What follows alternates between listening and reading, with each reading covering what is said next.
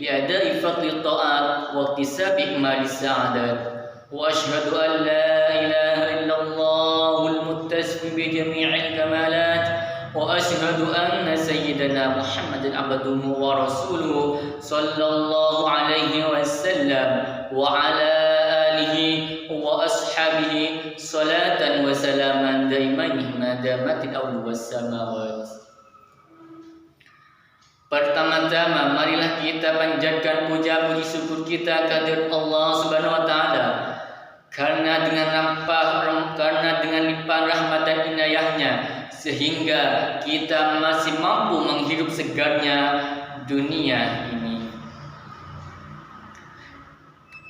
Kedua kalinya salawat dan salam semoga tetap tercurahkan keharibaan baginda sang Ibni Abdillah, pejuang dalam menegakkan cahaya keabadian, yakni Nabi kita Nabi Muhammad sallallahu alaihi wasallam.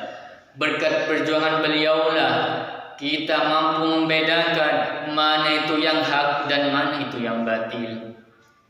Mustami'in mustami'at rahimakumullah. Telah mendarah dalam diri kita selaku hamba Allah yang dimuliakan bahwa kita harus selalu bertakwa kepada Allah Subhanahu wa taala.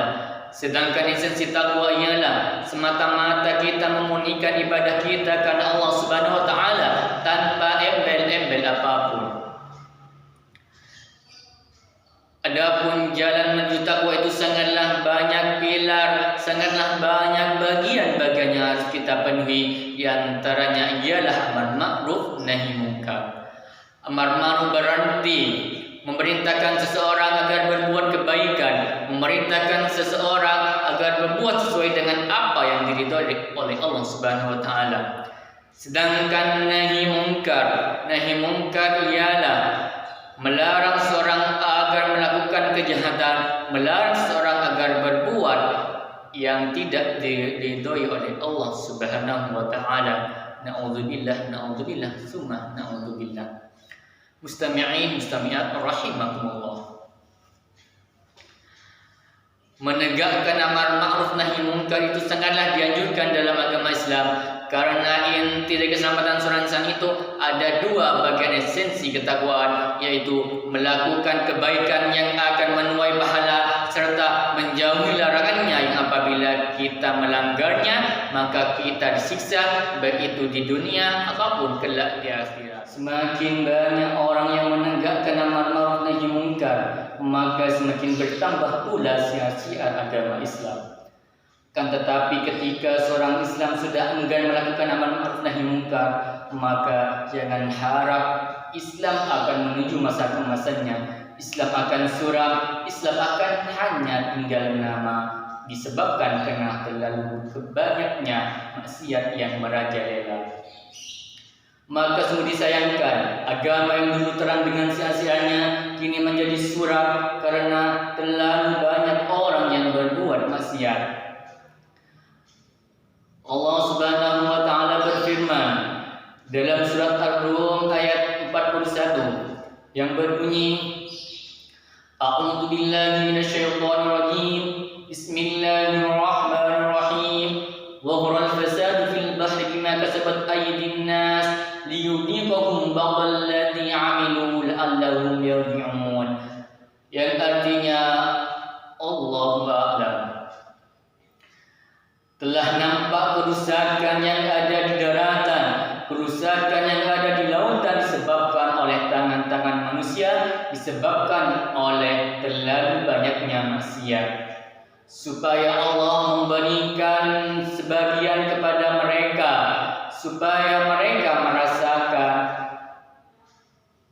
agar mereka kembali ke jalan yang benar.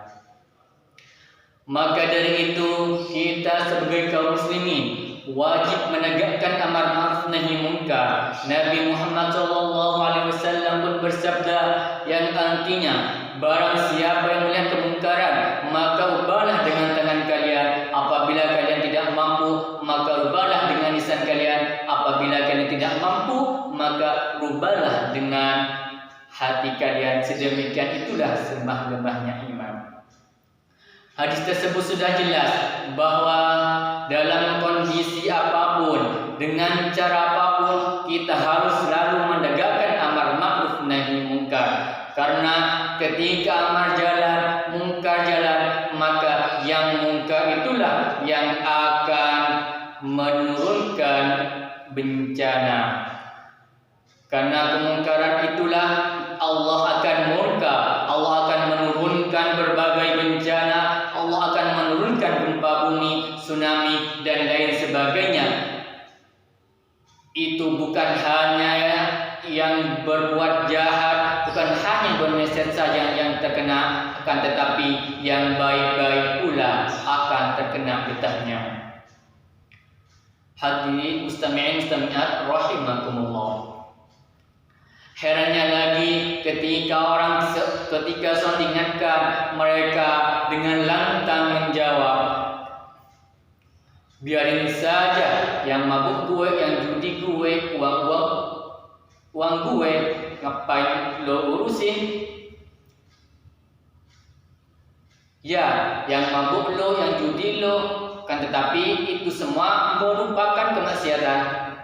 Dan ketika maksiat sudah merajalela, maka Allah murka. Ketika Allah murka, maka bukan hanya lulus saja yang akan terkena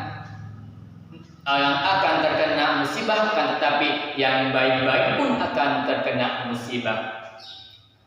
Maka dari itu, yang terakhir pesan dari saya, kita harus selalu mengingatkan amar ma'ruf nahi munkar dalam kondisi apapun dan dalam keadaan apapun. Kita tidak boleh meninggalkannya. Cukup sekian dari saya, kurang lebihnya mohon maaf. Wabillahi taufiq wal hidayah. Assalamualaikum warahmatullahi